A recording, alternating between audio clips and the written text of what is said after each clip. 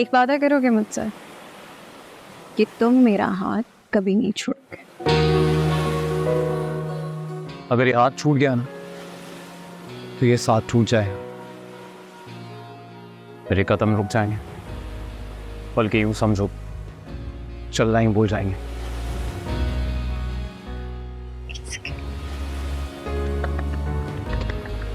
क्या खूब कहा है। यहाँ से पता चलता है कि तुम किसी शायर के घर में बड़े हुए हो। फिर अफसोस की बात हुई है कि तुम्हें ये इतने सालों में समझ आया। I'd like to remind you, मेरे अंकल सिर्फ शायर नहीं है, वो फाइन वर्ड केमिकल्स में मार्केटिंग मैनेजर है, राइट? आई नो बाबा। लेकिन देखो ना, कितना अजीब है कि लोग दिल टूटने के बाद ये जॉब वॉब छोड़ के शेर व शायरी करना शुरू कर देते हैं, और अंकल ने दिल टूटने के बाद अपनी शायरी पब्लिश करना छोड़ दी। क्यों? मुझे लगता है मैंने तुम्हें अपने अंकल के बारे में कुछ ज़्यादा ही बता दिया। अच्छा, मुझे नहीं बताओगे तो और किसको बताओगे? What? वो थी ना Jennifer, my jenny. My God, Jennifer bottoms, तुम्हें अभी तक याद है? अरे उसे कैसे भूल सकता हूँ मैं? I mean for obvious reasons कैसे भूल सकता हूँ? अगर वो नहीं होती तो मेरी नज़र तुम पे कैसे पड़ती? क्या? और वैसे भी ऑस्ट्रेलिया में she was my first friend, best friend. Best friend. मैं भूल ही जाती हूँ कि मैं सारी जिंदगी ऑस्ट्रेलिया रही हूँ, लेकिन तुम वहाँ पे 4 साल पहले ही आके एक गोरी लड़की पे फिदा हो गए। लिसन, यू साउंड लाइक कि जैसे मुझे बड़ा कोई गोरा कॉम्प्लेक्स है। होगा। अगर होता तो मेरी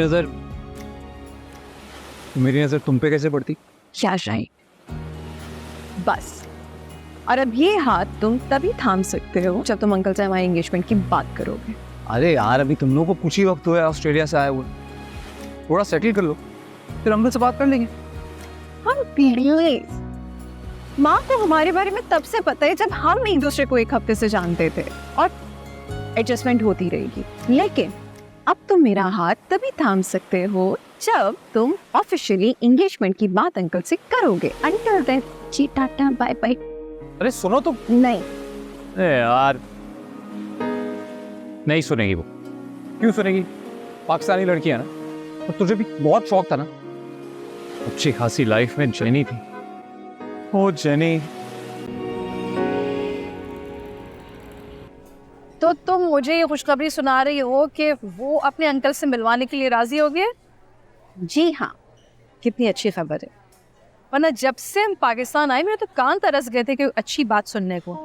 माँ, कब तक मुझे गिल्टी फील करवाती रहेंगी आप? अच्छी भली सेट लाइफ, मजे में थे ऑस्ट्रेलिया में, तुम्हें शौक था यहाँ आने का। माँ, हम जितने मर्जी ऑस्ट्रेलियन बन जाए, खून तो इसी मिट्टी का है ना हमें।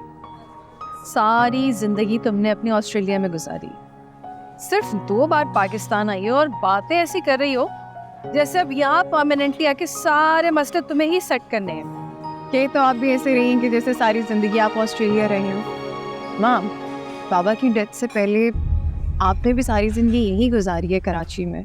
मेरे पैदा होने से 6 महीने पहले ही तो आप मामू के पास गई थी रहने। माँ, क्या हुआ? अच्छा, ऐसे सैड नहीं हुआ करें, कोई बात नहीं, थोड़ा सा वक्त गुजरेगा तो आपको कोई रिग्रेट नहीं होगा, ट्रस्ट मी। मुझे ये समझ में नहीं आ रही कि तुम वहाँ ऑस्ट्रेलिया में सब कुछ छोड़कर यहाँ आ गई हो, जबकि रूहान भी वहाँ रहने के लिए तैयार है। यहाँ क्या करोगी? माँ, आप जानती है ना कि मैं नहीं चाहती थी रूहान अपने अंकल को यहाँ अकेला छोड़ के वहाँ मेरे पास आ जाता। नॉर्दर्न एरियाज में एक एक्सीडेंट में उसकी सारी फैमिली का इंतकाल हो गया था। ये देख के अंकल और रूहान ने सरवाइव किया था बस। अब तो अंकल रिटायर भी होने वाले हैं और रूहान के अलावा दुनिया में उनका कोई नहीं है।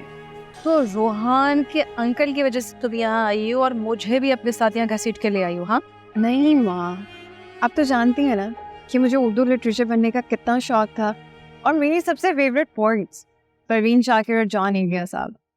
रिसर्च तो ज़रूरी थी माँ, ऑस्ट्रेलिया में रह के नहीं हो सकती थी। ये बातें छोड़ो, मुझे तुम पहले भी बता चुकी हो।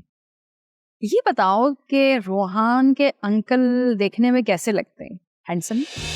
मामा हैंडसम तो होंगे।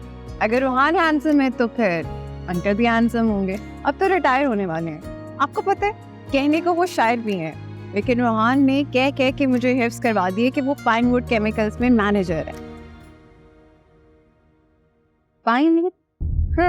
आपने सुना कभी ये नाम पहले? पाइनवुड। वाह, क्या हुआ यू गर्ल? पानी। Okay, excuse me. बोल कहानी अपनी जुबानी, हर चेहरा है